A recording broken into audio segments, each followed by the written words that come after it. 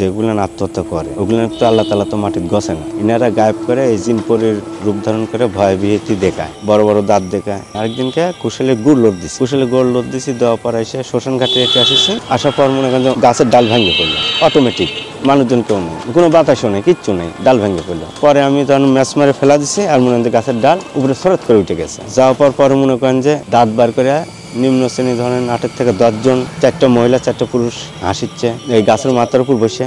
দেখতে বিকট মূর্তি, বড় বড় দাঁত, যেরকম দাঁত মনে করেন যে মোষের আছে ওইরকম হাতির আছে, হাতির সুরের লেখান দাঁত। পরে মনে করেন যে ওইখান থেকে তখন আগুন দেখলে থাকে না। পরে মনে করেন যে ওইখান থেকে আমি আবার গেছি, যে হাতিন্দা গরুস্থানের ওই জায়গায় হাতিন্দা পাতা বলে একটা জায়গা আছে, ওইখানে গেছি। যাওয়ার পর দেখেছি তালের গাছ পড়ে আছে, গাছ গোটা গাছ পড়ে আছে, রাস্তা ব্লক করে রাখি। ওইখান থেকে কি করবো আমি, চাললাম একটা মারিয়ে ফেলা দিবি তো। তার চোখ দিয়ে হাসিচ্ছে, হি করে হাসিচ্ছে, বুঝতে পারছেন, সেই বিকাট মুক্তির চেহারা হাসিচ্ছে।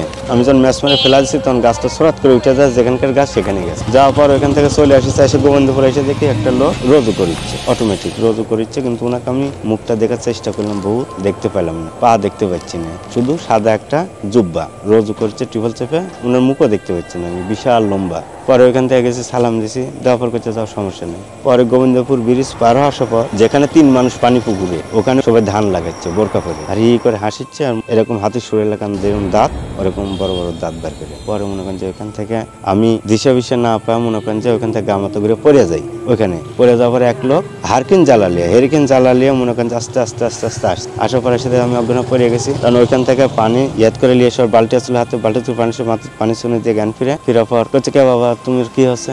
আমি করছি যে এরকম বৃত্তান্ত কাকা দেখলাম। করছে বাবা তোমার যে মারিয়ে ফেলা দেয়নি এই বেশি, তো চলো। পরে আমার জ্ঞান ফিরছে, আমি ভ্যান তখন আস্তে আস্তে আস্তে টাইনে লেগেছি, তখন পা পেডেল ভ্যান ডালসোর কাছে আসার পর মনে করেন যে রাত বাজে মনে করেন 4টা। আমার ভয়ে তো আতঙ্ক হয়ে গেছি, পরে আমি অজ্ঞান হয়ে গেছি। পরে আমার কাকার কাছে ফোন দিয়ে পরে মনে করেন যে নিয়ে গেছে।